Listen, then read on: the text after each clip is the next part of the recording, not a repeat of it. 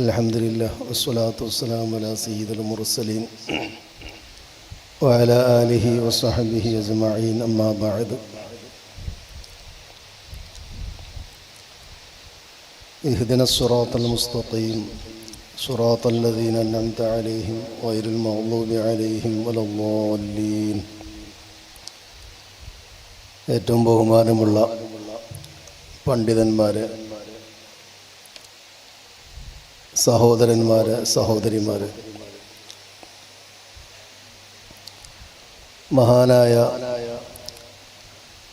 താജുൽ ഔലിയ Sayyid Muhammad Qasem വലില്ലാഹിൽ കബരത്തി ഖദ്ദസല്ലാഹു സിർറഹുൽ അസീസ് തങ്ങൾ വഫാത്തായ മാസമാണ് പരിശുദ്ധമായ മുഹറം. മുഹറം 11-നാണ് ബഹുമാനപ്പെട്ടവർ വഫാത്തായത്. ഈ പരിശുദ്ധമായ മുഹറമിൽ ഒരുപാട് മഹത്തുക്കൾ വഫാത്തായിട്ടുണ്ട്.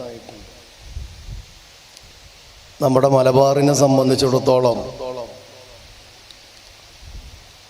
ഖുതുബുസ്സമാൻ സയ്യിദ് അലവി മമ്പുറം ഖദ്ദസല്ലാഹു സിർറഹുൽ അസീസ് തങ്ങൾ വഫാത്തായത് മുഹറമില.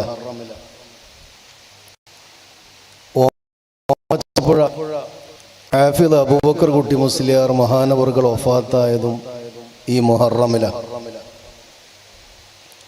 ഇവരൊക്കെ ഒരുപാട് കറാമത്തുകൾ ജീവിതകാലത്ത് കാണിച്ച, ജനങ്ങളെ ഹിദായത്തിലേക്ക് ആക്കിയ,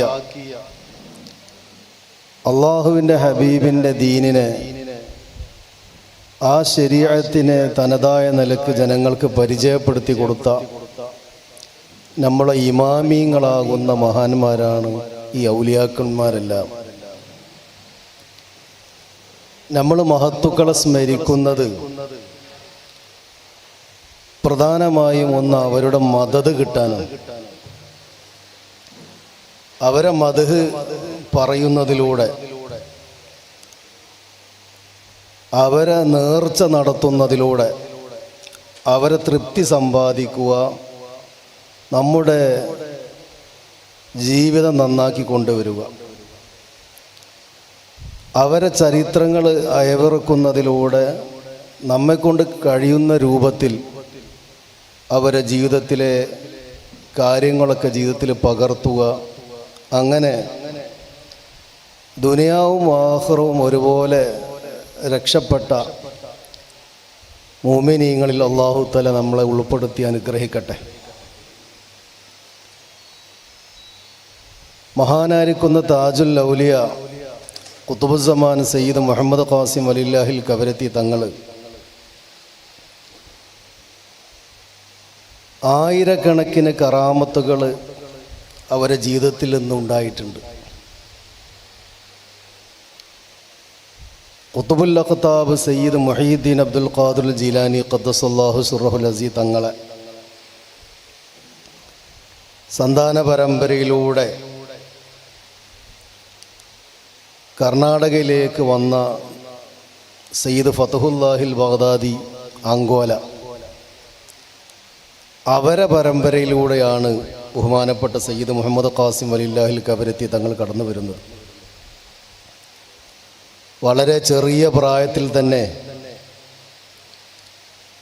അങ്ങേയറ്റം ആത്മീയമായി ഉയർന്നു നിന്നവരായിരുന്നു ബഹുമാനപ്പെട്ട സയ്യിദ് മുഹമ്മദ് ഖാസിം തങ്ങൾ. കവരത്തി ദ്വീപിൽ ഇന്നും ചെന്നു കഴിഞ്ഞാൽ അവിടെ ഹുജറകൾ കാണാം. ബഹുമാനപ്പെട്ട സയ്യിദ് മുഹമ്മദ് ഖാസിം തങ്ങൾ ഇബാദത്തിന് വേണ്ടി, ദിക്ർ ചൊല്ലി ഇരിക്കുന്നതിന് വേണ്ടി സ്ഥാപിച്ച ഹുജറകൾ, മണ്ഡപങ്ങൾ ഇന്നും കവരത്തി ദ്വീപിൽ നമ്മളെ നാട്ടിലൊക്കെ കാണുന്ന ഈ കാക്ക, നമ്മളറിയില്ല, കാക്കച്ചി എന്നറിയുന്ന പക്ഷി ഉണ്ടല്ലോ, അത് കവരത്തി ദ്വീപിലില്ല. ഇവിടുന്ന് ചില ബിദഅത്തുകാർ കുറേ കാക്ക ഒക്കെ കൂട്ടിലാക്കിയിട്ട് എന്ത് ചെയ്ത് അവിടെ കൊണ്ടുപോയി വിട്ടു. പക്ഷെ അതൊക്കെ പിറ്റേന്ന് ചത്തു വീണു. അതിനൊരു കാരണമുണ്ട്. മഹാനായിരിക്കുന്ന സയ്യിദ് മുഹമ്മദ് ഖാസിം വലിയുല്ലാഹിൽ കവരത്തി തങ്ങൾ അവരെ ഹുജറയിൽ നിസ്കരിക്കുന്നതിന് വേണ്ടി വുളൂ ചെയ്ത് വസ്ത്രമൊക്കെ മാറ്റി നിൽക്കുന്ന സമയത്ത് ഒരു കാക്ക കാഷ്ടിച്ചു.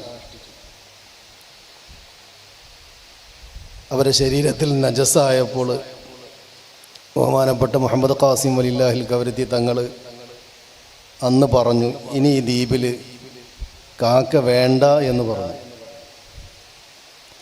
അതിൻ്റെ ശേഷം ഇന്നും ബഹുമാനപ്പെട്ടവർ വഫാത്തായിട്ട് 300ഓളം വർഷങ്ങൾ പൂർത്തിയായി. കവരത്തി ദ്വീപിൽ എന്തില്ല, കാക്കയില്ല.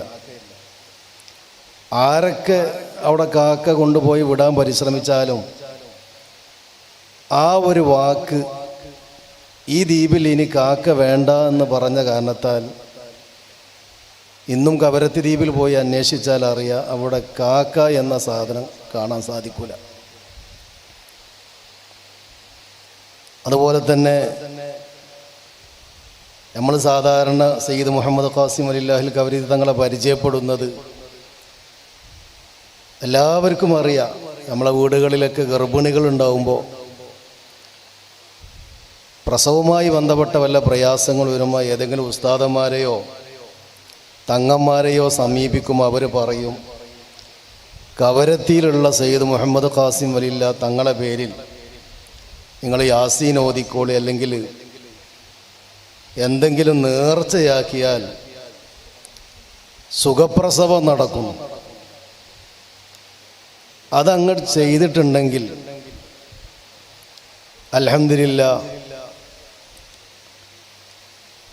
സുഖപ്രസവമായിരിക്കും.